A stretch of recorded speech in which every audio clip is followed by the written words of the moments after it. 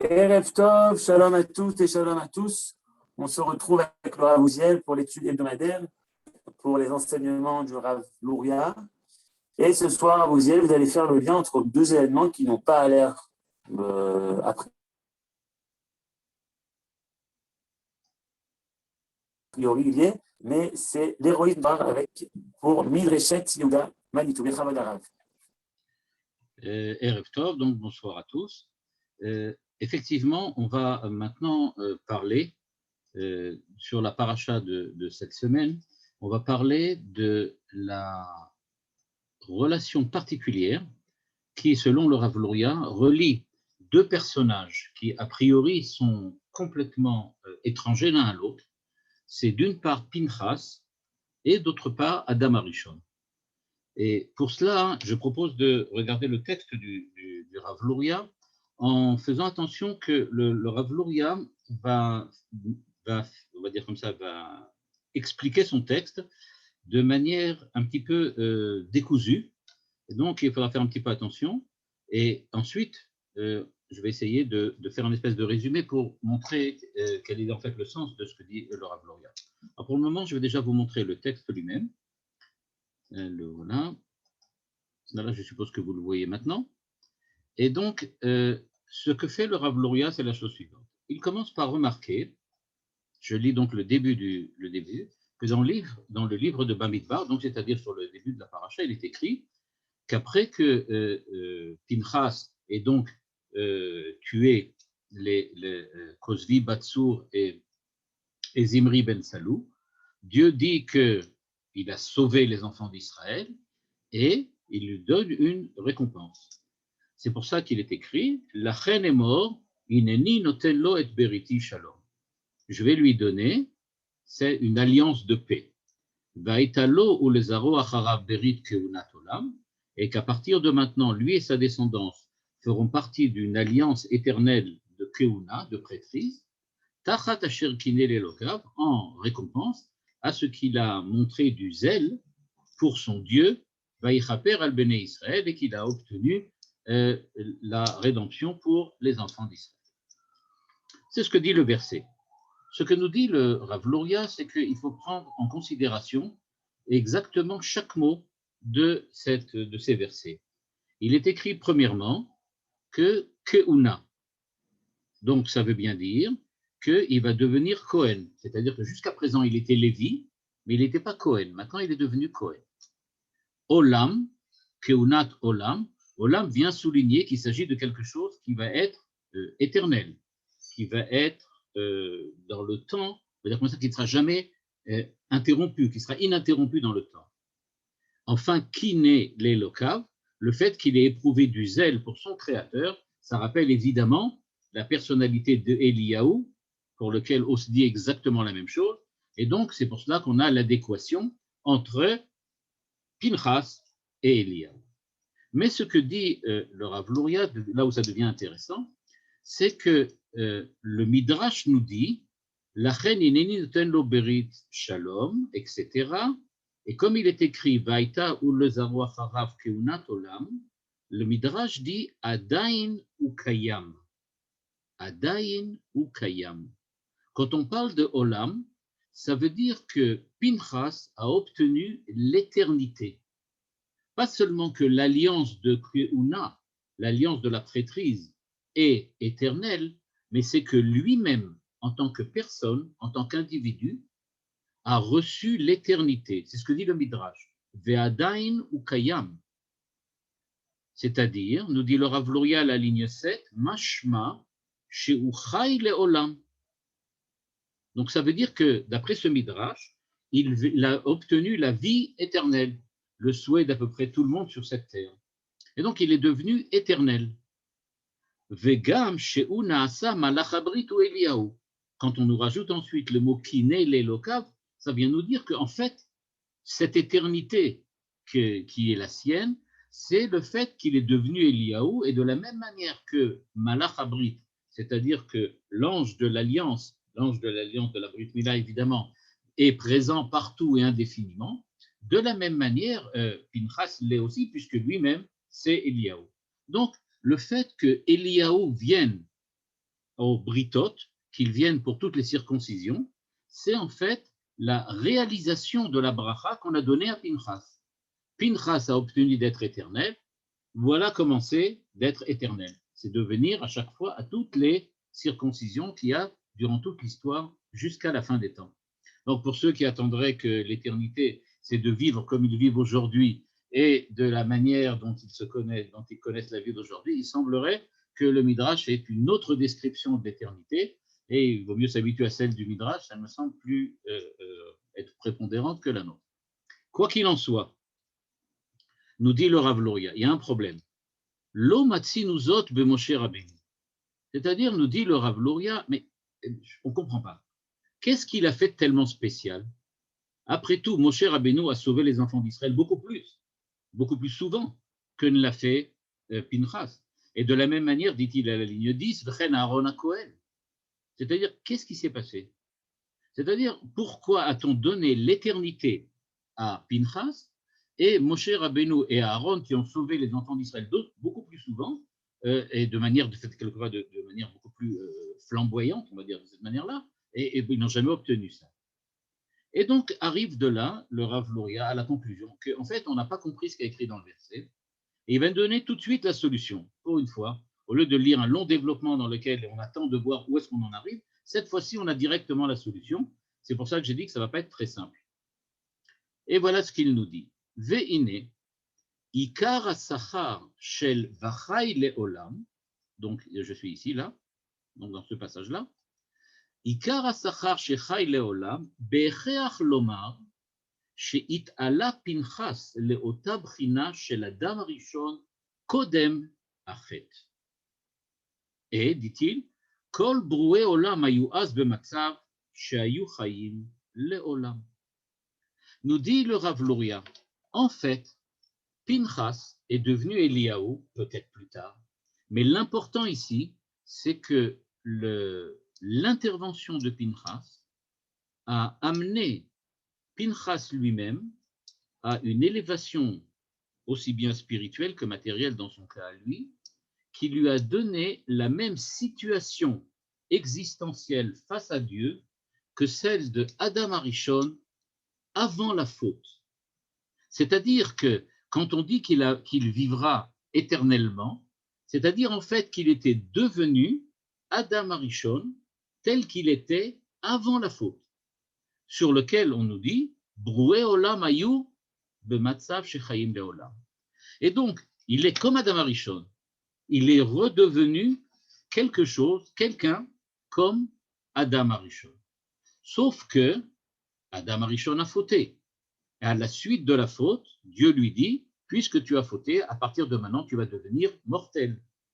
Okay? Comme disaient les Grecs, tu es tombé depuis le royaume des dieux pour tomber dans le royaume des mortels.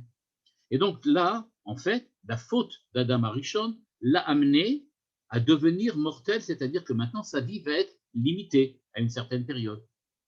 Par contre, il dit, Pinchas, Zacha lichyot leolam, c'est donc, nous dit-il, qu'il est devenu comme Adam Arishon avant la faute, parce qu'avant, c'est la seule possibilité, Bichlal, pour devenir éternel. C'est-à-dire, nous dit le Rav Luria, premièrement, et redescendez sur terre, si on donne l'éternité à quelqu'un, c'est-à-dire, nous dit-il, que cette éternité ne peut pas être autre que la seule éternité pour un homme qu'on connaisse, à savoir celle d'Adam Arishon. Ça n'existe pas d'autre chose, il n'y a que cette éternité-là. Donc, s'il est devenu éternel, si on dit qu'il va vivre éternellement, eh bien, c'est comme Adam Arishon. C'est-à-dire que Malach Habrit, en fait, c'est une espèce d'image de ce que c'était Adam Arishon. C'est à peu près ça ce qu'il faut dire. Et donc, l'idée du Rav Luria, bien qu'elle soit un petit peu compliquée, elle est la suivante.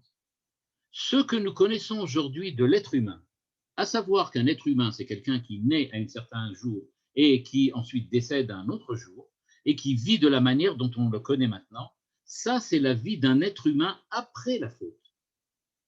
Avant la faute, on vivait comme Eliyahu Hanavi aujourd'hui, c'est-à-dire qu'on était une espèce d'ange, quelque chose comme ça, qui vivait à travers le temps de manière éternelle. Il n'y a pas de vie comme nous la connaissons maintenant qui puisse être éternelle. Ça n'existe pas. Ça ne peut pas arriver. Parce que ce que nous connaissons, c'est la vie après la faute. En gros, pour ne pas désespérer tous ceux qui écoutent, mais pour essayer de remettre les choses en place, comme dirait le Rav Luria, espérer devenir éternel, c'est-à-dire espérer devenir un ange. Il n'y a pas d'autre possibilité. Un être humain, par définition, ne peut pas être éternel, puisque la vie, l'existence humaine, c'est quelque chose qui est intervenu après, on va dire à contrario de l'éternité. C'est ce que nous dit ici le Rav Luria. Et donc maintenant, on sait déjà ce qu'il faut à quoi s'attendre, c'est déjà bien, au moins on n'a pas trop de faux espoirs, mais surtout ce qu'on sait maintenant, c'est que Pinchas est redevenu comme Adam Arishon avant la faute. Ça, c'est beaucoup plus important pour nous, pour comprendre la paracha au moins. C'est-à-dire que la possibilité d'être avant la faute d'Adam Arishon, c'est possible, ça arrive. C'est-à-dire qu'il est possible de redevenir l'être humain non humain qu'était Adam Arishon avant qu'il ait fauté. Et donc, nous dit-il, eh bien, il va falloir que maintenant on essaye de comprendre de quoi il s'agit. La première remarque du Rav Luria, après cette, on va dire comme ça, après ce théorème, ou plutôt cette espèce d'hypothèse de départ, qui est la sienne, c'est d'essayer de comprendre maintenant, alors, où on va avec ça. Première chose, nous dit-il, eh bien, ce n'est pas la première fois que c'est arrivé. Si on se rappelle ce qui s'est passé au moment du mont Sinaï, quand Dieu s'est révélé sur le mont Sinaï, nous dit-il, eh bien là-bas aussi il est écrit que les enfants d'Israël sont devenus comme des anges. En effet, qu'est-ce qu'il est écrit? Que Achar Matan Torah Paska Zoham Matam Ve'ayu Kemalachim. C'est-à-dire, dit le Midrash, que les enfants d'Israël, après le don de la Torah, c'est-à-dire au moment où Dieu s'est révélé, sont tous redevenus des hommes, c'est-à-dire des Adam Arishon avant la faute, et donc ils étaient comme des malachim. Parce que dans le Midrash, il est écrit, Sha'akadosh Baruch Hu Amar le malacham. Je lis à la ligne 18 maintenant, Shebekol haolam yesh lo shlita velo al klal Israël, ve'omnam, achar shechatu bechet, chazra zohamatan. Ce qu'on appelle donc zohama, la saleté, okay? Paska zohamatam, leur saleté, ce qui les salit a disparu, puis ce qui les salit est revenu. Eh bien, pour le Rav Luria, ça veut donc dire qu'on est passé d'un état angélique à un état humain matériel, pour redevenir un jour angélique. C'est pour ça qu'il était. Dieu dit, Ani amarti Elokim atem bnei Elyon krukrem, achen ke'adam tumutu. Vous étiez comme des anges, brusquement vous devenez comme des hommes. C'est donc, nous dit le Rav Luria, que la vie et la mort dépend de Zohamat à Nachash, de ce que le Nachash de l'époque a introduit en l'homme, a provoqué en l'homme. Plutôt que le mot introduire, j'aurais dit induit. Le mot qui est plus juste. Parce que ce qui s'est passé, c'est pas que le Nachash est rentré dans l'homme, bien que il est possible de donner cette interprétation, puisqu'on voit que le Nachash disparaît après la faute d'Adam Arishon, on ne le voit plus. Et donc, où est-il passé? Certains commentateurs disent, il est rentré en l'homme. Le Yetzer Hara qui était à l'extérieur est devenu maintenant à l'intérieur. Donc, on peut le dire aussi. Mais il me semble qu'ici, ce n'est pas la notion d'introduction, mais la notion d'induction. Le Nachash a induit en l'homme ce manque, on va dire comme ça, un manque qui fait qu'il n'est plus capable de vivre éternellement selon un régime qu'on pourrait appeler angélique aujourd'hui, mais qu'on vit maintenant comme des hommes. C'est-à-dire, nous dit le Rav Luria à la ligne 21 en bleu, Nimtsa le Fizé, qui ikar asachar shel Pinchas lechyot leulam, ou ma shenital mimenu zohamat anachash. En fait, le fait qu'on ait donné à Pinchas l'éternité, c'est pas qu'on lui a donné l'éternité, c'est qu'on lui a enlevé ce qui lui a été induit par le Nachash, par le serpent. Et donc, à partir du moment où l'influence du serpent a disparu, il est redevenu ce qu'il a toujours été, et ce que nous sommes tous, à savoir des êtres comme Adam Arishon avant la faute. Ou Mimele, dit le Rav Luria à la ligne 22 à la fin, En bo efsed vekilayon veyachol lichyot leolam, mishum she'en malach hamavet sholet bo. Donc on voit bien, nous dit le Rav Luria, que ce qui s'est passé, c'est que lui donner l'éternité, c'est pas qu'on lui a rajouté quelque chose, c'est qu'on a enlevé un manque. On a enlevé un manque, on a fait moins fois moins égale plus, on lui a enlevé ce qui le gênait, donc maintenant, à partir de maintenant, il est quelque chose qui est redevenu ce qu'il était. En gros, nous dit le Rav Luria, eh bien, la récompense que Pinchas a reçue, c'est de ne plus être un infirme. Nous sommes aujourd'hui comme des infirmes. Il nous manque quelque chose. Quelqu'un de normal, un homme normal, ça devrait être comme Eliyahu Hanavi, pas comme nous sommes maintenant. Alors donc, nous dit le Rav Luria, ce qui s'est passé, on a enlevé aux hommes ce qui les empêchait d'être ce qu'ils sont vraiment. On a redonné une identité, l'identité de départ, l'identité originelle ou originale qu'avait l'homme avant la faute d'Adam Arishon. Et donc, c'est ça ce que veut dire, dit le Rav Luria, maintenant, quand on a compris de quoi il s'agit, d'après lui en tout cas. Il faut essayer de comprendre maintenant pourquoi on nous parle de Beriti Shalom. Quel rapport entre la paix et cette espèce de nouvelle situation, de cette nouvelle existence de l'homme? En quoi parle-t-on de paix? La réponse du Rav Luria est extrêmement fine. Il faut savoir, dit le Rav Luria, que le mot Shalom, quand il est écrit dans la Torah, le Vav du mot Shalom, Shin Lamed Vav Mem, est coupé. Il est coupé. Et j'ai entendu le Rav de notre Beth Knesset qui nous a dit qu'il y a une fois quelqu'un qui lisait la Torah et qui a arrêté la lecture parce qu'il a vu que la lettre était coupée. Elle est vraiment coupée. Et il a dit, le Sefer Torah n'est pas cachère. Alors on lui a expliqué, non, c'est normal, c'est comme ça que ça doit être. Mais il n'en demeure pas moins que quand on voit qu'il est écrit Shalom avec un Vav coupé, c'est-à-dire avec un Yud en fait, c'est un Yud avec une espèce de trace en bas, eh bien, en fait, le Sefer Torah n'est pas caché, il n'y a pas écrit Shalom, il y a écrit Shalim, quelque chose comme ça. C'est ce que dit le Rav Luria, les lignes 28. Il n'y a pas écrit Shalom, il n'y a pas écrit la paix, il y a écrit Shalim. Shalim, ça vient de Shlemut, perfection. Venatatilo et beriti Shalim, c'est-à-dire, il a obtenu une alliance, c'est-à-dire quelque chose qui est éternel, parce qu'une alliance, c'est quelque chose que Dieu fait avec l'homme, ou que deux hommes, ou que deux peuples font entre eux, et qui est censé être éternel et définitif. Eh bien, beriti Shalom, ça veut dire qu'il a obtenu une perfection définitive. C'est ça dont on parle ici. C'est-à-dire que la perfection qu'on lui a donnée, c'est pas Beriti Shalom, c'est Beriti Shalim. C'est-à-dire, nous dit le Rav Luria, lignes 29 et 30, Mise Novea, Masheyeshlo Keuna, Vechen Mashu Malach Abrit, Vechai Leola. C'est donc qu'on lui a enlevé cette imperfection qui était la sienne et on lui a redonné ce qu'il a toujours été. On lui a permis d'être enfin ce qu'il est. On lui a permis d'affirmer son identité de Shalom, c'est-à-dire son identité de perfection. Donc maintenant, ça on l'a plus ou moins compris. Maintenant, nous dit le Rav Luria, quel rapport tout cela, ça a-t-il avec la Brit Mila? Parce qu'on voit bien que l'éternité de Pinchas est liée avec la Brit Mila. Avant d'expliciter la Brit Mila, j'aimerais juste peut-être faire une petite digression et essayer d'expliquer Shalom Shalim un petit peu.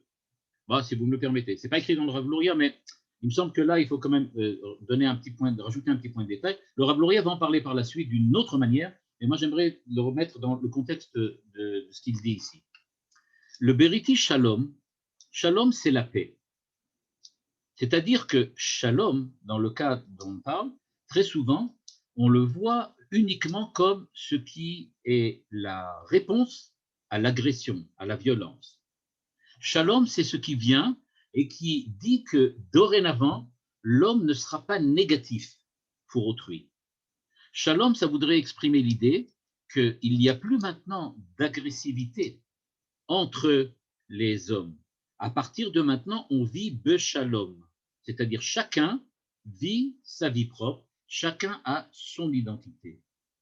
Le Rav Luria nous dit ici que dans le cas de Pinchas, il y a une relation directe entre shalom et shalem, c'est-à-dire la paix est aussi la perfection. Alors très souvent dans des commentaires chassidiques notamment, on trouve cette idée que shalom égale shalem. Mais nous dit le Rav Luria, c'est pas vrai toujours. C'est vrai pour Pinchas, parce que lui, le vav est effectivement devenu un yud. Mais qu'est-ce que ça veut dire qu'un vav devient un yud? En général, c'est le contraire. Je ne sais pas si vous savez comment le sofer, celui qui écrit le Sefer Torah, écrit les lettres, mais pour écrire un vav, on commence par écrire un yud. C'est-à-dire, on commence par faire la tête du vav, puis on descend vers le bas, et à ce moment-là, on s'arrête à un moment, et à ce moment-là, on a un vav. C'est-à-dire que le vav est créé à partir du yud. C'est-à-dire que shalom, qui est en fait la négation de l'agression, la négation de la violence, est créé à partir du yud, qui est shalim, la perfection. Ce n'est pas la perfection en tant que telle, c'est ce qui découle de la perfection quand la perfection n'est plus là.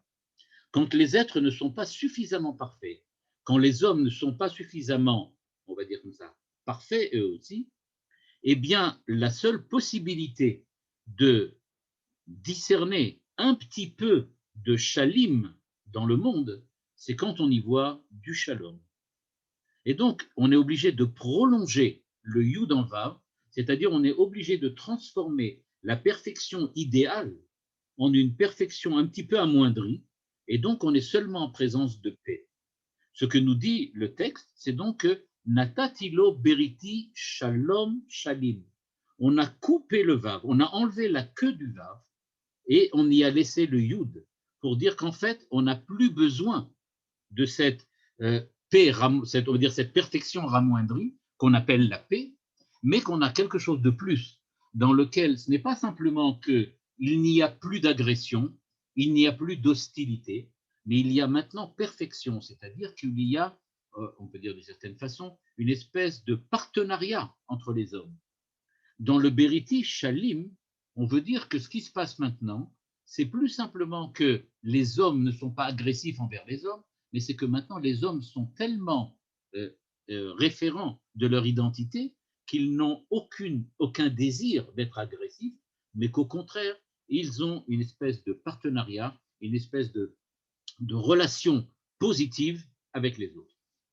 Donc c'est juste pour expliquer le passage de Shalom à Shalom. Donc, nous dit le Rav Luria, maintenant il faut comprendre quel rapport avec la Brit Mila. Qu'est-ce que la Brit Mila vient faire là? Eh bien, cela, il explique à la ligne 32. Il nous dit, il est écrit dans le Rambam, dans le Perush HaMishnayot et encore, Ki kol ikara shel hamisvat hamila, I yesod veshoresh levatel zohamat hanachash. Justement, la Brit Mila, c'est la mitzvah que Dieu nous a imposée pour essayer de commencer un long processus, une longue évolution, une longue marche vers la perfection. Dès le début de la vie, c'est-à-dire quand le bébé a à peine 8 jours, qu'il est viable, c'est-à-dire qu'on sait que maintenant il est capable de vivre, tout de suite on entame sa vie grâce et avec la Brit Mila. La Brit Mila vient nous dire maintenant on commence enfin ce processus, cette marche, cette évolution vers la perfection. Donc il nous dit c'est ça la Brit Mila. La Brit Mila vient tout à fait au début de la vie parce qu'elle est là pour indiquer le chemin qui va créer l'identité de l'homme. Chez Kol Inyan Haorla Sheyesh Ba'adam Nikra Mashcha Dechavaya Shenovia Mirov Zohamat Hanachash Sheyesh Bo Ve'asarat Haorla Yatrala Ve'yesod Lavodazo, etc. Et donc, il dit derrière Hagav, c'est pour ça qu'on doit jeter ensuite la rola qu'on coupe au moment de la Brit Mila dans la terre, parce qu'effectivement, le Nachash mange de la terre. Donc, ça vient bien montrer qu'il existe un rapport entre la Brit Mila et la terre. Donc, deuxième idée, la Brit Mila, Eliyahu Hanavi et Pinchas, ils sont éternels tous les deux, enfin plutôt, il est éternel, puisque c'est le même, puisque Pinchas c'est Eliyahu. Et donc maintenant, qu'est-ce que ça vient nous montrer? Ça vient nous souligner qu'ils viennent précisément chaque fois au moment des Brit Mila pour nous dire, regardez, notre perfection, vous pouvez commencer déjà à l'obtenir, ou en tout cas à commencer à vous mettre en chemin, à vous mettre en marche pour le retrouver, pour y l'atteindre dès le début de votre naissance. dès le début de votre vie. C'est cela le but de l'homme. Le but de l'homme, c'est de redevenir comme Adam Arishon avant la faute. Et ce n'est pas pour rien, nous disait par exemple Manitou, que lorsque l'homme a été créé, on l'appelait Adam, Adam Arishon. Nous ne sommes pas des Adam, nous sommes Ben Adam. Nous sommes les enfants, les générations qui suivent. C'est-à-dire que nous sommes quelque chose, des hommes, qui veulent redevenir Adam, avant la faute. Mais malheureusement, on a besoin de temps, comme disait Manitou. Ok, donc on a compris trois choses maintenant. On a compris premièrement, qu'est-ce que c'est que l'éternité? On a compris pourquoi il y a une alliance, l'éternité de l'alliance, le partenariat entre les hommes et entre Dieu et l'homme. On a compris pourquoi la Brit Mila. Quel rapport avec la Brit Mila? Il nous reste à comprendre maintenant quel rapport avec Cohen. Pourquoi lui a-t-on donné la Keuna? C'est-à-dire, je rappelle, on ne lui a pas donné la Keuna. On ne lui a pas non plus donné la Brit Mila. On ne lui a pas non plus donné l'alliance. On ne lui a pas non plus donné la vie éternelle.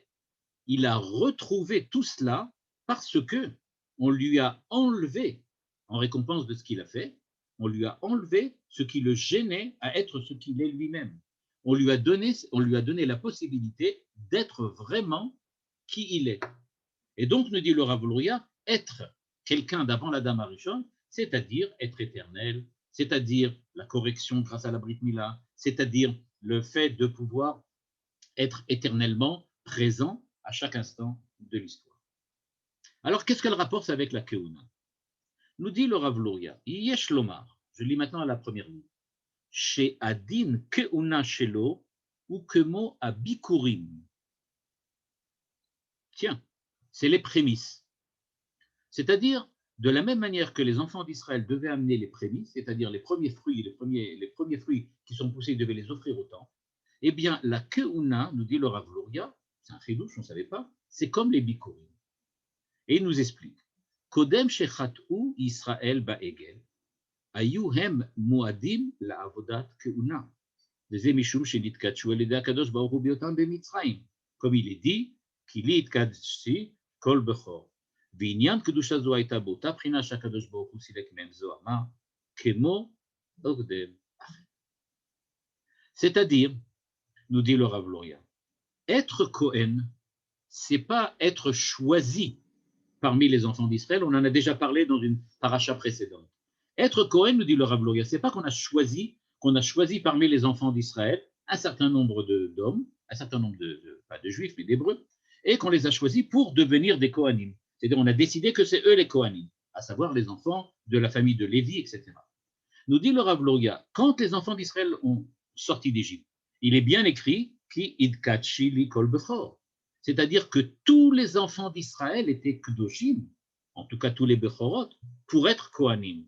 C'est-à-dire que, nous dit le Rav Luria, être Kohen, c'est pas avoir reçu la Keuna, c'est être redevenu ce qu'on a toujours été. Parce que dès le moment où on est sorti d'Égypte, nous sommes tous devenus des Kohanim. Tous, absolument tous. Mais, encore une fois, la faute du veau d'or nous a fait redevenir des hommes simples, et on a dû remplacer les Bechorot, c'est-à-dire les premiers-nés de chaque famille, comme les Bikurim, et de la même manière qu'on apportait les prémices au temple, et bien de la même manière, les Bechorot, c'était les prémices de chaque famille. C'est eux qui sont Kedoshim. Et donc, dans chaque famille, il y avait des Kohanim. Donc, être Kohen, c'est pas une, on va dire comme ça, une entreprise génétique, c'est pas quelque chose qui a rapport avec la génétique, mais c'est quelque chose qui a rapport avec la réalité de chaque famille et peut-être donc de chaque couple et de chaque famille qu'elle a fondée. À savoir donc que tout le monde avait des Kohanim, entre guillemets, chez lui. Mais il n'y a plus besoin de Kohanim. Pourquoi? Enfin, on n'a plus besoin de Kohanim si on n'avait pas fauté. Mais comme on a fauté, là aussi, on a dû perdre la Keuna qui revenait à chaque famille, c'est-à-dire à chaque premier-né, et on est devenu en fait maintenant tous dépendants d'un groupe qui sont les Kohanim. Donc, nous dit le Rav Luria à la ligne 4, Pincha shezacha shenistalka mimenu zohamat hanachash, chazar liyot Kohen. Il est redevenu Kohen. C'est pas qu'il a perdu, c'est pas qu'il lui a donné la Keuna, mais il est redevenu Kohen comme tout le monde aurait dû l'être en fait. Et donc, nous dit le Rav Luria, Il faut donc tout lire ça, il faut lire tout ce passage donc, de Pinchas d'une manière complètement différente. Il ne s'agit pas de quelqu'un qui a agi et qui a reçu en contrepartie de son action un certain nombre de récompenses et de bénéfices, mais il s'agit de quelqu'un qui, par son action, a prouvé qu'il était digne de redevenir comme ce qu'il a toujours été, s'il n'avait pas fauté avant, à cause de Adam Arishon, et donc il est redevenu un homme tel qu'Adam Arishon l'était avant la faute. Et donc, par hypothèse, il a repris toutes les qualités qu'avait Adam Arishon, à savoir qu'il était Kohen, qu'il était éternel, qu'il avait une alliance permanente avec les hommes et avec Dieu, etc. etc. Et donc, il s'agit bien, nous dit le Rav Luria, de quelque chose qui est une repossession de ce que nous avons perdu. Il ne s'agit pas du tout de quelque chose qui lui a été octroyé en récompense de ses actes. Et donc, nous dit le Rav Luria à la ligne 7, Are keunato ba'a me'ama'ala agdola shel paska zohama. Donc, c'est parce que on lui a enlevé, ou qu'il s'est enlevé, cette infirmité qu'il a reçue à cause du nachash, à cause du serpent, que tout cela s'est dévoilé de nouveau en lui. Veze'eno elabo velo bezaro acharav, kemo abichurim shelo hayu zra'am kohanim, rak hem im hem atzmam bechorim. Et donc il nous dit, il faut bien comprendre, tout ce qui est décrit là, c'est seulement pour lui. C'est seulement pour lui. Sa descendance à lui sera des Kohanim. Parce qu'il ne faut bien pas oublier qu'en fin de compte, les Bechorot, ce n'est pas toute la famille. C'est seulement le Bechor de chaque famille. Et donc, lui, ce qu'il a maintenant, c'est qu'il a la capacité d'avoir des enfants qui vont tous être Bechorot. En gros, c'est ça ce qu'on lui a offert. On lui a dit maintenant, on te donne cette possibilité-là d'être toi-même Kohen, et parce que c'est ta nature, la nature de tout le monde aurait dû être Kohen, mais étant donné qu'on est encore dans des conditions limitées, eh bien maintenant, tu continueras à être Kohen, mais la génération future seront seulement des Kohanim. Ça oui, mais alors que les autres, c'est pas comme ça. Et donc, termine le Rav Luria, à Kohanim nikreu malachim, comme il est écrit, Sifte Kohen yishmeru da'at, ki malach Hashem tzevakotu. Donc il dit, les Kohanim sont comme des malachim, mais Pinchas c'est autre chose. Pinchas ou biprinat, paska zohamatro legamre, velachen chai leolam. Lui, il est encore plus. Il est à un niveau encore plus élevé. Il semblerait ici que le Rav Luria fasse une allusion au fait qu'il y a quelque chose de plus qu'un ange, c'est un homme comme Adam Arishon avant la faute. En fait, nous dit-il, c'est que Pinchas lui-même était plus qu'un ange. Parce qu'un ange, bon, il lui manque la matérialité quand même. C'est quelque chose qui est gênant. Alors que Pinchas, lui, restait en toute façon matériel, mais il avait une matérialité complètement purifiée. Et donc il dit ça, cette matérialité purifiée, Tahara, plus la Kedusha, qu'il a obtenue parce qu'il est Kohen, c'est donc qu'il était à la fois Tahor et Kadosh. C'est-à-dire que la matérialité ne présentait plus aucun, on va dire, aucun obstacle à l'expansion et à la réalisation de sa Kedusha. Parce qu'on peut être Kadosh sans être Tahor. Et enfin, il reste quelque chose quand même à expliquer, c'est pourquoi il a reçu cette récompense. Pourquoi on lui a permis d'être comme cela? Eh bien, dit le Rav Luria, je lis à la ligne 14, Atzat Bilam Arasha, Amar al Shel Arasha, Shel Elu Sone Zima Akavana, Yi al Azohama Shel Anacha, Shel Edemase Mitrabe Azohama. לכן הקדוש ברוך הוא שונא זאת, כמו שמצינו, שהנחש נתקלל השהיטיב זוהמה, ולהגדיל זוהמת הנחש הוא יצחק דאריות. Et donc c'est pour ça qu'il a donné, Bilam a donné le conseil à Balak. C'est-à-dire, le rôle qu'ont joué ici Bilam et Balak est précisément le rôle du Nachash au moment d'Adam Arishon. Le Nachash, au moment d'Adam Arishon, est celui qui a fait tomber, qui a fait chuter Adam Arishon depuis l'état dans lequel il était avant la faute à l'état que nous connaissons aujourd'hui, l'état de l'homme d'aujourd'hui. Eh bien, nous dit le Rav Luria, c'est ce qu'ont essayé de faire Bilam et Balak. Comment ont-ils essayé? D'abord, ils ont essayé la malédiction. C'est-à-dire que, en fait, ils ont essayé de maudire les enfants d'Israël. Je rappelle que la malédiction, c'est en araméen light, ça rappelle Lot. Ça nous rappelle un peu l'expression que Lot. Lot est une malédiction. Pourquoi Lot est une malédiction? Parce que Lot est, on va dire comme cela, attaché profondément, véritablement, on va dire même d'une manière essentielle, à tout ce qui a rapport avec l'inceste. Puisqu'on voit que toute son histoire tourne autour de l'inceste. Quand les hommes de Sodome viennent le voir, il leur propose ses filles. Quand ensuite il est lui-même sauvé, alors on voit qu'il a des rapports et des relations avec ses filles. Il y a tout un problème d'inceste, de relations sexuelles et de toutes sortes d'obscurs, comme ça, d'obscurs comportements qui nous montrent bien que Lot est quelque chose de maudit dans le sens de malédiction. Il apporte la malédiction. C'est cela que essayaient de faire Balak et Bilam, qui venaient précisément de Moab, c'est-à-dire des générations qui ont suivi Lot. En fait, Balak et Bilam était de Midian, mais Balak était de Moab, c'est-à-dire que ce sont des descendants de Lot. À savoir que ce qui s'est passé avec Lot, tous les problèmes, donc on va dire d'impureté au niveau de la famille qu'il y avait chez Lot, eh bien cette impureté est reparue chez Balak, et donc ils ont essayé d'abord de faire Lot des malédictions, c'est-à-dire ils ont essayé d'induire ce comportement de manière miraculeuse, on va dire, par l'intermédiaire de Bilam.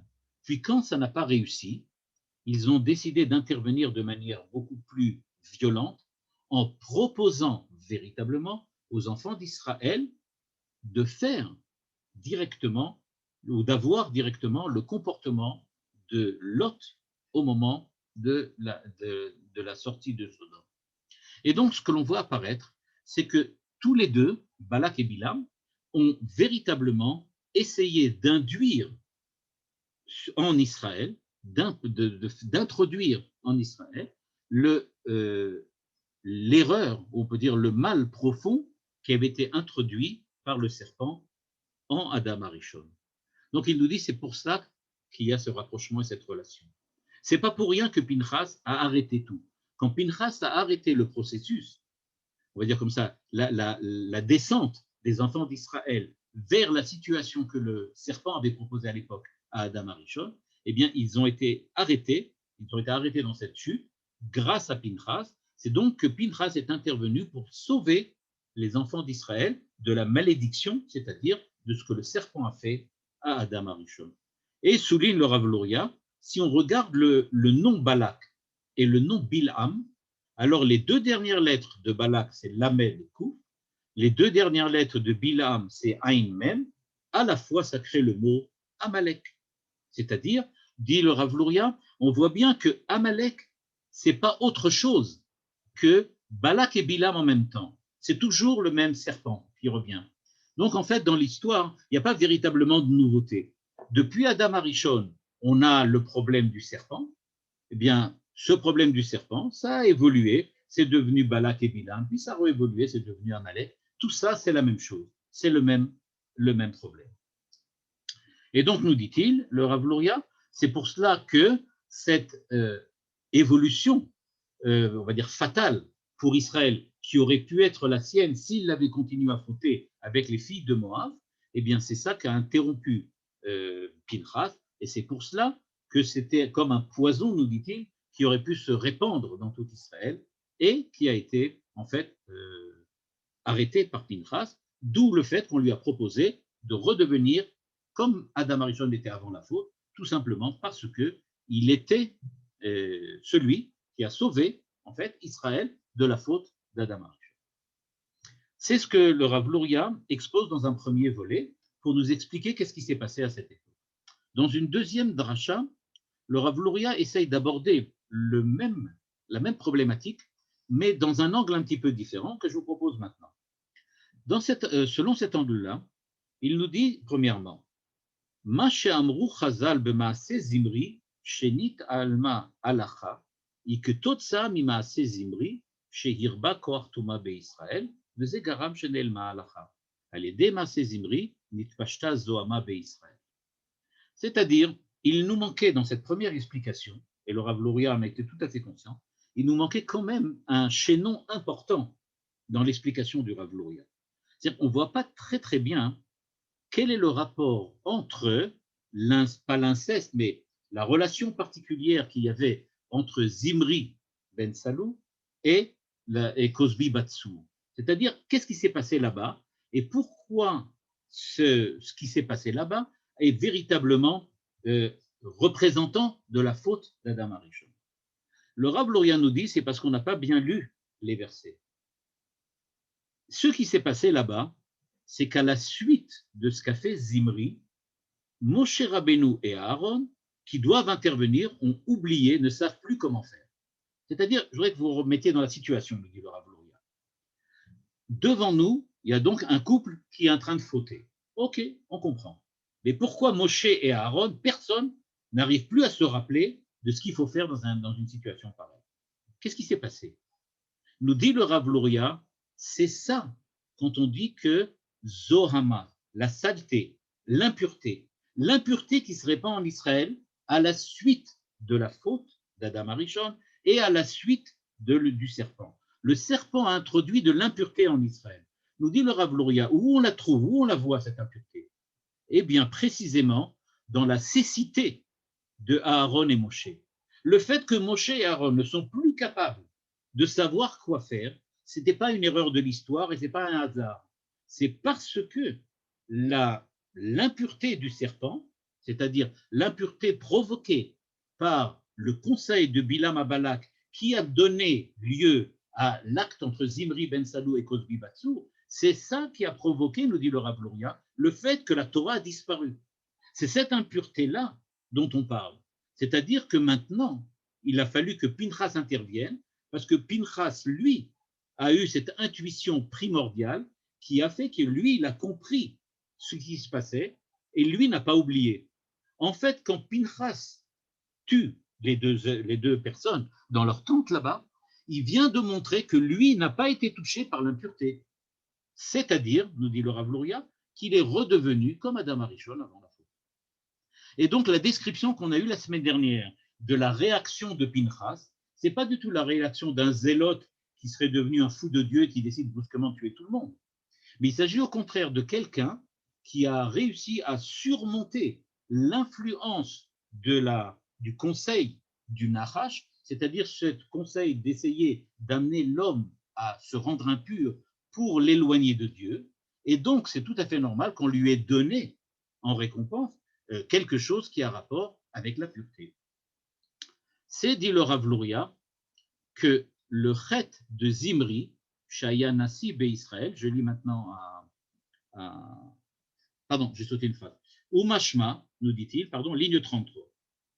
Chez Inyan Ze Beikaro, ou Beshoresh HaTorah, Veze Miprina Eliona Gvoa Yoter Maïsourim Shem Beotiot HaTorah. À savoir, quelle est la différence? Et là, retenez-vous, parce que là, il va mettre une ceinture de sécurité. Nous dit le Rav Luria. Qu'est-ce que ça veut donc dire l'impureté en question? À quoi voit-on la différence? Eh bien, il nous dit, c'est très simple. Il y a ce qui est dans la littéralité de la Torah, et il y a les intuitions que peuvent avoir certains sages, certains maîtres d'Israël, qui dépassent la littéralité de la Torah pour comprendre l'esprit qui est derrière la Torah, derrière la lettre de la Torah. C'est-à-dire, Moshe Rabbeinu et Aaron et tous les autres sont tombés, c'est-à-dire ont été influencés par l'impureté. À quoi va-t-on cette impureté? À l'oubli. C'est-à-dire qu'ils avaient perdu l'interprétation positive et juste, on va dire plutôt la véridique, la Torah véridique, la Torah de vérité qui se trouvait derrière les lettres de la Torah, et qu'ils étaient restés seulement sur les lettres de la Torah. C'est-à-dire qu'ils n'arrivaient plus à comprendre comment faire, comment lire, comment interpréter. Ce que nous dit le Rav Luria et ce qu'il nous dévoile, la possibilité et la capacité qu'avait Adam Arishon avant la faute, c'est, comme je l'avais expliqué dans un cours précédent, de comprendre et de connaître la Torah selon la perspective divine, de ne pas lire comme un homme lit la Torah, comme quelque chose qui lui est extérieur, mais lire la Torah comme Dieu l'a écrit, c'est-à-dire selon de l'intérieur, comme la capacité d'être l'auteur de la Torah. Et donc, cette capacité d'être l'auteur de la Torah, c'est cela, être comme Adam Arishon avant la faute. Cette capacité, nous l'avons perdue. Pour nous, la Torah, elle est a posteriori. On l'a reçue, maintenant, on la découvre. Pour Adam Arishon, elle était a priori, c'est-à-dire que lui précédait l'écriture de la Torah. On peut dire d'une certaine façon, comme je l'avais dit à l'époque du Gaon de Vilna, Adam Arishon va réécrire une nouvelle Torah. C'est pas qu'il écrit une Torah différente, mais c'est qu'il écrit une Torah selon l'optique de celui qui écrit la Torah, pas selon l'optique de celui qui la lit. Et donc, nous dit le Rav Luria, Pinchas, en découvrant ou en sachant quoi faire et sachant comment réagir devant les actes de Kozvi Batsour et de Zimri Ben Salou, est donc capable de lire la Torah comme celui qui l'a écrit et de ne pas lire la Torah comme celui qui la découvre. C'est pour cela qu'il est devenu comme Adam Arishon avant la faute et que toutes les capacités qu'il a redécouvertes en lui sont celles qu'il nous a exposées dans son premier commentaire. Donc maintenant, on va dire comme ça, on a maintenant le complément de ce qu'il nous avait dit dans la première interprétation. On n'avait pas compris pourquoi et comment ça fonctionne, maintenant on sait. Le fait que Adam Arishon soit redevenu lui-même, c'est Pinchas qui est capable de réécrire la Torah, de savoir comment on l'écrit, et qui n'est pas simplement induit en erreur par la lecture qu'il n'arrive pas à interpréter. Nous dit le Rav Luria en rouge maintenant, Chet Zimri Aya Nasi Be'Israël, Garam et Elem ve'Esther Beshoresh HaTorah. Beshoresh HaTorah. Et alors, Moshe Rabbeinu, Shekol Asagato Batorah Lemata Itril Me'arat Shoresh Lemala, Are Shenaasa et Elem Beshoresh Nitalem Mimenu Alacha. Moshe Rabbeinu est celui qui a donné la Torah à Israël. C'est-à-dire que pour lui, tout commence par, on va dire, ce qu'il appelle Shoresh HaTorah. À savoir, on a reçu la Torah de Dieu, Moshe Rabbeinu est parti la chercher en haut et il l'a amenée vers le bas. Au moment où ce qui est en haut disparaît pour lui, c'est-à-dire qu'il perd la notion de l'essence de la Torah, c'est-à-dire la notion de l'origine de la Torah, il ne reste que l'écrit de la Torah. Mais où se trouve ce qui est avant l'écrit? L'intention divine. Nous dit le Rav Luria, Pinchas ra'a ma'aseh venizkar alacha. Il s'est souvenu de quoi? Il s'est souvenu de ce qu'il y avait avant. Mais comment l'a-t-il découvert? Parce que il était un être humain, humain trop humain. C'est-à-dire, il était un être humain dans ce monde-ci.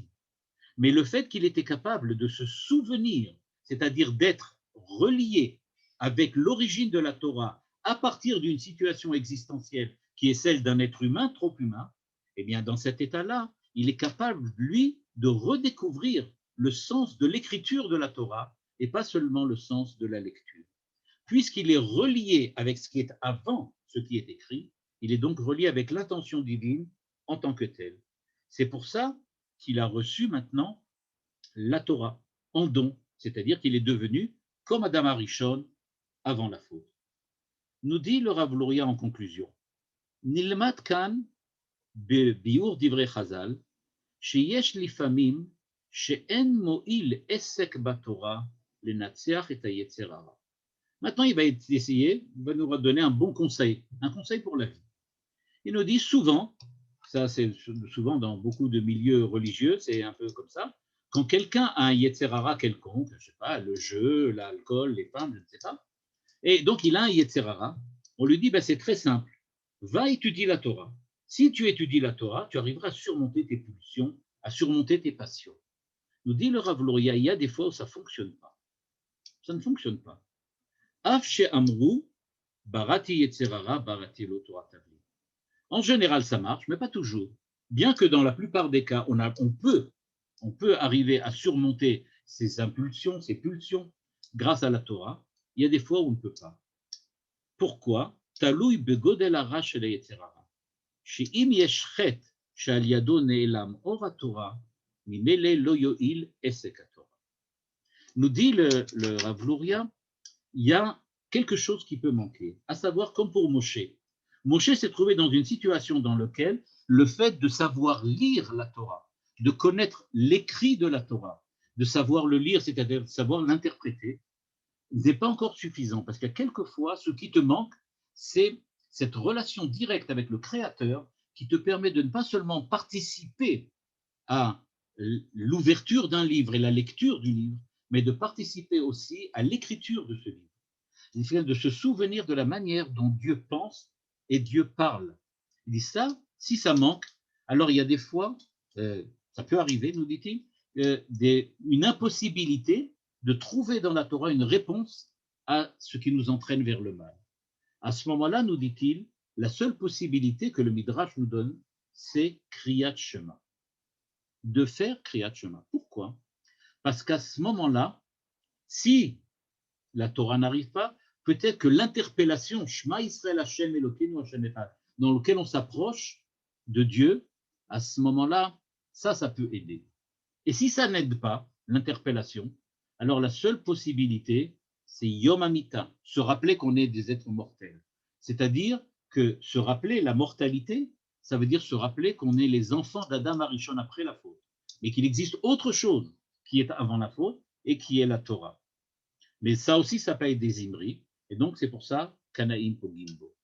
C'est-à-dire que les Kanaïm Pogimbo, c'est-à-dire le fait que les zélotes ont le droit de le tuer, ça vient du fait que eux, les zélotes, les Kanaïm, eux se rappellent de la Torah telle que Dieu l'a écrite. Ils sont au-dessus de la Torah écrite, au-dessus du Kriyat Shema, au-dessus de la mortalité. Ils sont déjà intervenus, on peut dire, au niveau de la présence de Dieu pour l'homme telle qu'elle était avant la faute d'Adam Arishon.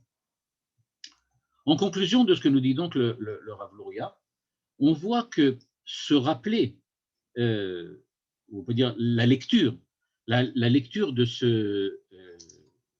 du Rav Luria vient nous rappeler que, en fin de compte, ce qui se joue en permanence dans l'existence humaine ou dans l'existence juive, peu importe, c'est pas simplement le fait que nous avons à vivre dans l'époque où nous vivons, avec les hommes que nous connaissons et dans la société dans laquelle nous sommes.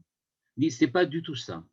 On est tous en train de revivre en permanence, dans notre vie individuelle, dans notre vie familiale, on revit en permanence la lutte qu'avait Adam Arishon quand il s'est trouvé face au serpent qui lui a introduit ou qui lui a induit cette impureté, cette infirmité. Et donc, nous dit-il, ce n'est pas simplement notre vie en tant que telle, personnelle et permanente qui est là, ce qui se joue, mais ce qui se joue en permanence, c'est l'histoire d'Adam Arishon. Notre but n'est pas d'être des hommes parfaits, mais d'être des surhommes, d'être des hommes tels qu'ils étaient avant Adam Arishon. Dans un premier temps, nous dit-il, c'est de redevenir un ange, un peu comme Pinchas et Eliyahu. Mais en fait, c'est de devenir comme Pinchas lui-même, de son vivant, c'est-à-dire d'un homme fait de chair et d'os, fait de pulsions, mais un homme qui est tout le temps en relation avec l'intention divine dans la création, et par cela, il est capable donc de vivre sa vie avec ses pulsions, avec ses problèmes peut-être, mais toujours dans le cadre de l'intention divine, telle que Dieu l'attendait. Dieu n'a pas créé un surhomme, il a créé un homme qui peut, pour redevenir homme, faire un petit passage par le surhomme. Voilà, c'est ce qui me semble, ce qu'on peut lire aujourd'hui, en tout cas dans cet enseignement du Rav Luria. Maintenant, c'est à vous la parole. Merci beaucoup, Abdiel, pour cet enseignement. Vous allez maintenant pouvoir ouvrir votre micro. Voilà, chers participants, c'est le moment de vos réactions. Passez par l'état d'ange pour après revenir au niveau d'Adam Arishon. J'ai une question, Rav Uziel. J'ai du mal à comprendre que Moshe n'ait pas eu cette perspective divine ou que, bon, Yoshua, qui était quand même humain aussi, n'ait pas agi comme Pinchas l'a fait, quoi.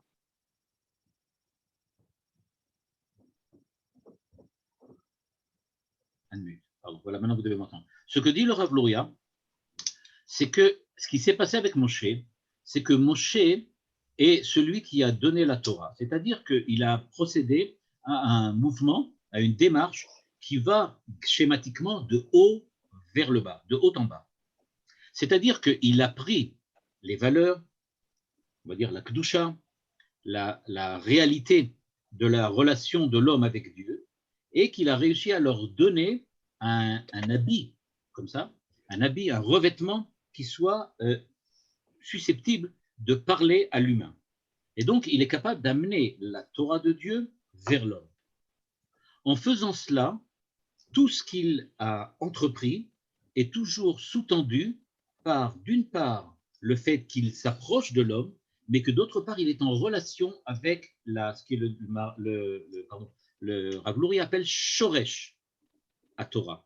C'est-à-dire, il est en relation avec le fait qu'il est tout le temps en train de traduire de haut en bas. Moshe, ce n'est pas quelqu'un qui vivait en bas, c'est quelqu'un qui vivait dans le prolongement du haut vers le bas. Il est tout le temps comme cela.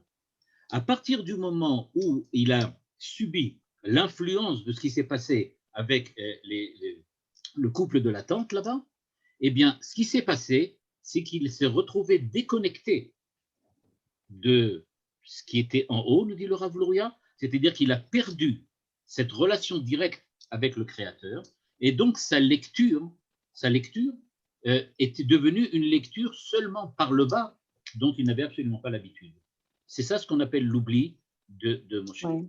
C'est pas qu'il a oublié, mais il a perdu cette capacité. Pourquoi Yoshua, Josué n'a pas pris la relève par rapport à Pinchas? Pourquoi qui n'a pas pris la relève? Josué, qui était son bras droit. Ah, lui, il n'est pas Cohen. Ah oui, c'est vrai. Oui, j'ai oublié. Ouais. C'est vrai. C'est quelqu'un qui demande, le Rav Luria nous demande de déplacer en direction des origines, et là, on a du mal à se projeter. Ce n'est tellement pas notre réalité. J'aurais rajouté encore un petit truc en disant malheureusement. Oui, c'est vrai, c'est ça le problème. Il y a effectivement ce problème, c'est qu'effectivement, on n'est pas dans cette réalité-là. On n'est pas du tout Pinchas, on n'en est pas du tout là. Nous, on veut dire, Alvaï qu'on soit comme Yoshua, Alvaï qu'on soit comme Yoshua. Mais il n'en demeure pas moins, comme je l'ai dit à la fin, que le Rav Luria prend le soin, à la fin de son enseignement, de dire voilà ce qui se passe dans la vie de tous les jours. Il y a des fois dans lesquelles l'étude de la Torah n'arrive pas à nous protéger. Parce qu'il est bien conscient que nous, effectivement, on en est très loin. Alors nous, on en est au point dans lequel même la Torah n'arrive pas à nous protéger. Quelquefois, même Kriyat Shema, ça suffit plus. Monsieur Chazout et après Monsieur Hazan. Merci.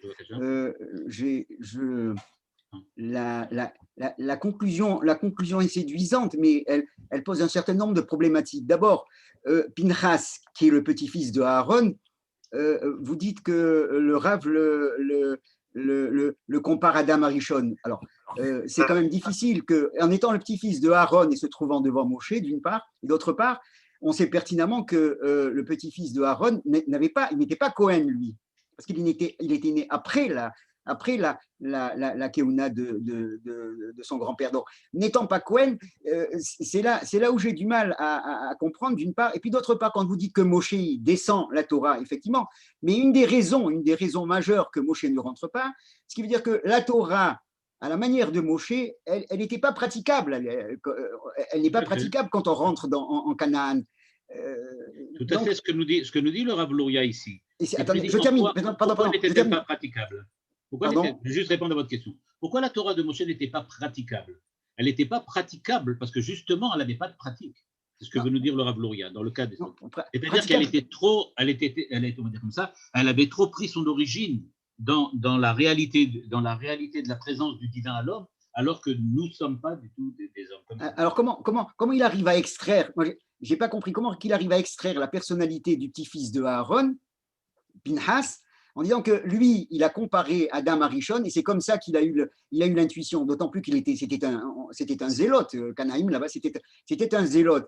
Et se trouvant devant Moshe, ne pas avoir la réponse, j'ai du mal à comprendre, moi, à l'explication de… C'est-à-dire que premièrement, il faut déjà s'habituer. La première chose que nous dit le Rav Luria, c'est qu'il faut d'abord s'habituer à ce qui est écrit dans la Torah.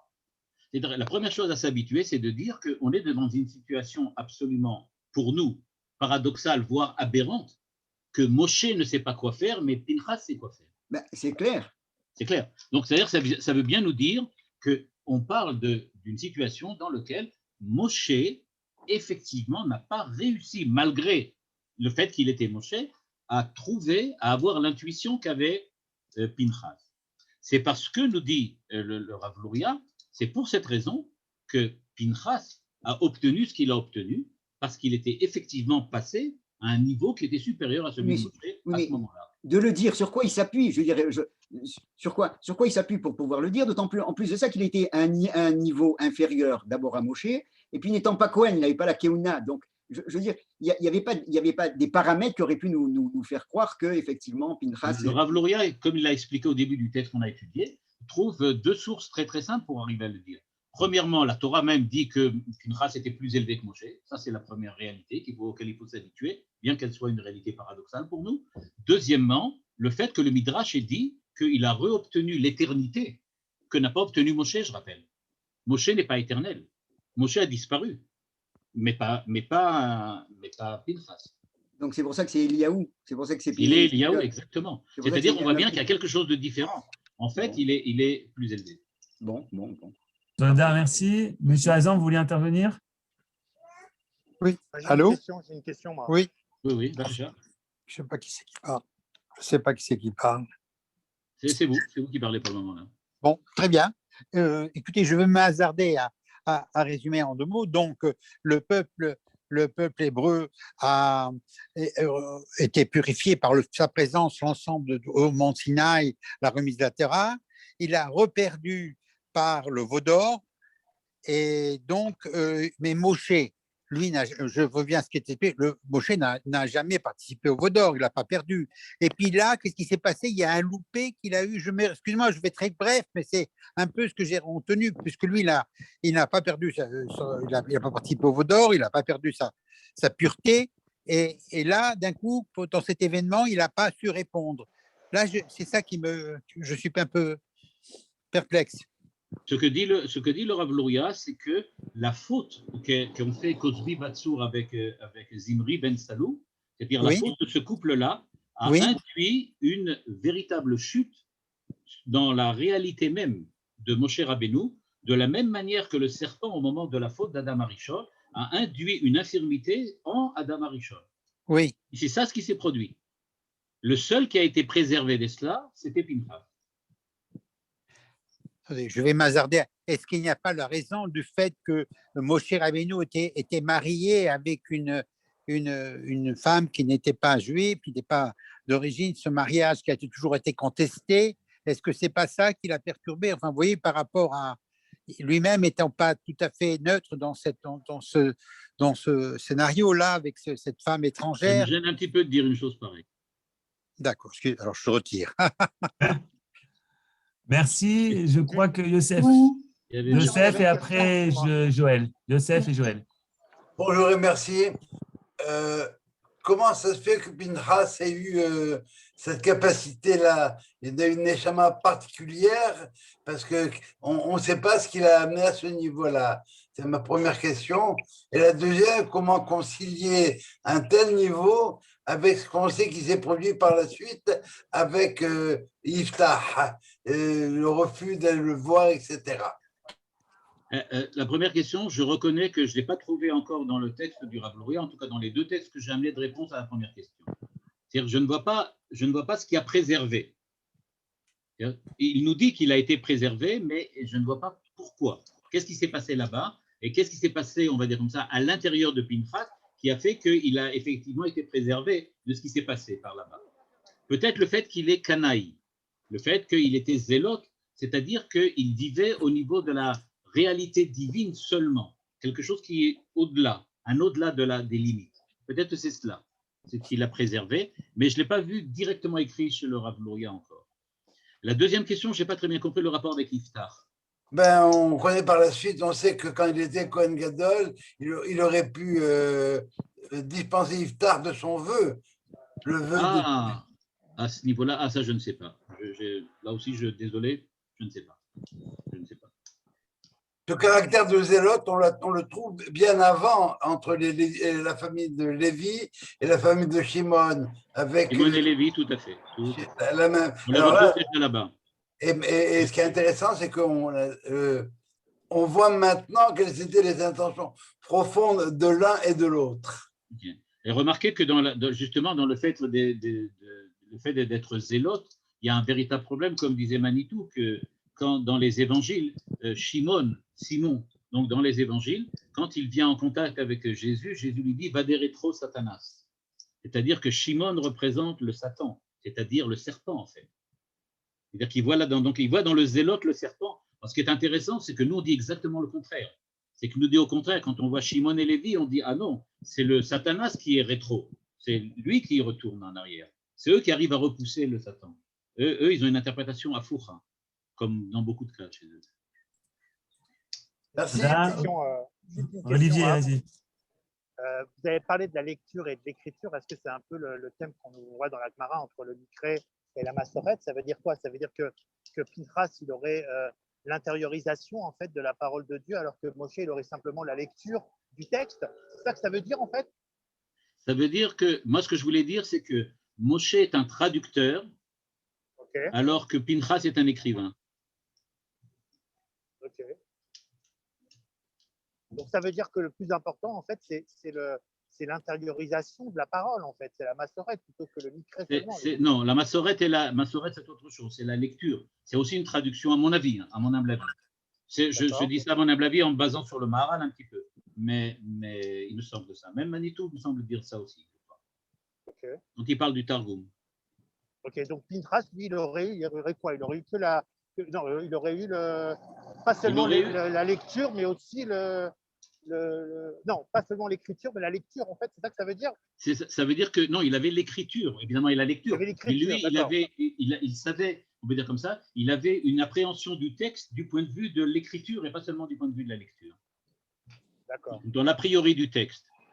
Je ne sais pas si vous avez déjà eu une fois l'occasion de voir, il existe, dans un niveau moindre, il existe des livres de science-fiction faits spécialement pour les enfants, pour les adolescents. Et dans ces livres de science-fiction, c'est très intéressant parce que je vous conseille d'en lire au moins un, ça vaut le coup seulement pour l'expérience. C'est un livre dans lequel l'histoire il n'y a pas qu'une seule histoire. Il y en a peut-être 8, 10 à la fois. À chaque chapitre que l'on lit, il y a une possibilité, à la fin du chapitre, d'aller vers un chapitre de son choix. C'est-à-dire, on dit comme ça, si vous vous identifiez plutôt avec Monsieur X de l'histoire, alors allez dans ce chapitre-là. Si pour vous, il faudrait que Monsieur Y se venge, allez dans ce chapitre-là. C'est-à-dire que vous pouvez construire vous-même l'histoire et à chaque fois le relire autrement. Et on obtient une histoire complètement différente. Mais tout ça, c'est écrit dans le même livre. C'est-à-dire que les mêmes chapitres, on peut les bouger. C'est très impressionnant du point de vue. Il me semble que c'est un petit peu ça, Pinchas. C'est-à-dire qu'il a la possibilité de créer, à partir d'un texte que Moshe nous a donné, une autre manière de lecture. Pour rappeler un petit peu l'enseignement du Ramban Nachmanide, qui disait que toute la Torah n'est qu'un seul mot, en fait. C'est qu'un seul mot. On peut le découper de différentes manières. Donc, comme l'élève qui dépasse le maître, comme Rabbi Akiva, en fait. C'est un peu ça l'idée. Pardon, c'est un peu comme l'élève qui dépasse le maître, à l'instar de Rabbi Akiva. Par exemple. Parce que Rabbi Akiva est capable de voir les tagim. Il est capable de voir ce qu'il y a au-dessus de la lettre. Et c'est aussi exactement le même problème. C'est le même problème. Moshe voit les lettres, mais il ne voit pas ce qui est au-dessus des lettres. Ok, c'est Baraba. Il y a quelqu'un qui demande, le serpent a fait que Adam a mangé de l'arbre de la connaissance du bien et du mal, en fait de la possibilité de se poser des questions, d'hésiter, d'utiliser sa raison. Son intelligence face à la vie, c'est peut-être ce qui paralyse Moshe. Ah, je ne suis pas sûr que... Là, c'est une interprétation de la faute d'Adam Arishon dont je ne suis pas sûr. C'est-à-dire que le fait que Adam ait une connaissance du bien et du mal, d'après Maïmonide, c'est une chute par rapport à la connaissance de la vérité et du mensonge qu'il avait avant. C'est-à-dire que connaître le bien et le mal et savoir utiliser sa raison, c'est un pis-aller quand on est dans un monde dans lequel on ne sait plus repérer où se trouve la vérité. Todarabah, merci Ravouziel. Est-ce qu'il y a encore une dernière réaction? Oui, moi j'aurais voulu dire ce que j'ai ressenti en entendant tout ça, et notamment entre Moshe et Pinchas, de savoir qui est plus grand, moins grand. Je ne sais pas si c'est sur la même échelle ou s'ils sont dans une dimension différente, parce qu'en réalité, Moshe il s'est distingué en étant presque détaché de l'humain. Il était presque un ange en étant 40 jours comme ça, complètement à part, et il était capable de faire tellement de choses dans ce sens et de diriger tout un peuple. Et peut-être que Pinchas est resté plus homme. C'est-à-dire qu'il faut bien comprendre que, bon, nous, on a tendance à voir un peu ça de manière schématique, un petit peu comme une course de 100 mètres, dans laquelle on voit qui est arrivé le premier, qui est arrivé le second. Mais ici, ce que dit le Rav Luria, je crois, c'est que dans cette situation particulière, Pinchas a réussi à faire ce que Moshe n'avait pas réussi à faire, ce qui n'enlève rien du tout de la grandeur de Moshe et de l'importance de Moshe. Simplement, ça s'est fait autrement. Quelqu'un fait la remarque que Moïse est un homme-dieu. Oui, mais enfin, il est que moitié-moitié. C'est-à-dire qu'il est moitié homme, moitié Dieu. C'est-à-dire, qu'est-ce qu'il est vraiment? Non, mais c'est Ishelokim quand même. Ishelokim, hein? Pardon? Ishelokim, on dit quand même. Oui, mais s'il est moitié-moitié, ça veut dire qu'il est entre les deux. C'est comme ça que je le lis. Un petit peu comme les tables de la loi, donc quand le Maharal explique que les tables de la loi avaient 6 coudées, enfin, donc 6 poignées, pardon, et qu'il y en a 2 dans la main de l'homme, 2 dans la main de Dieu, et entre les deux, il y a un espace vide de 2. Eh bien, il me semble que Moshe, il est dans l'espace vide, justement. C'est ce qu'il me semble que le Maharal veut dire. C'est là-bas que ça se situe.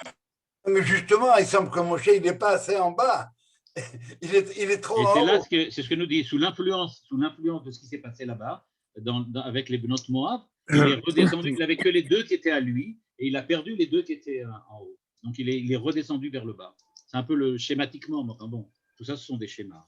Oui, mais enfin, même avec 1%, je veux dire, c'est comme être à moitié juif ou pas. On est juif ou on ne l'est pas. Il est homme. Exactement. Et il n'est pas Dieu. Lui, il était homme et Dieu à la fois, c'est-à-dire qu'il est dans l'espace vide. Et quand on est moitié-moitié, alors on n'est pas vraiment ni l'un ni l'autre. On est quelque chose d'autre. C'est une bonne remarque. On dit ça. Homme et Dieu à la fois. On dit ça. Oui, mais quand on dit homme et Dieu à la fois, ça veut pas dire qu'il était Dieu, sinon il ne serait pas homme. Oui, voilà. Oh mon Dieu! Merci beaucoup Ravouziel pour ces pistes d'inscription. Merci Johan, merci Ravouziel. Je rappelle qu'il n'y a pas cours avec Eliezer. On lui sait Refoua Shelema Eliezer Charodowski. Et donc à demain pour d'autres cours. Bonne soirée à tous. Très bien. Merci beaucoup. Formidable.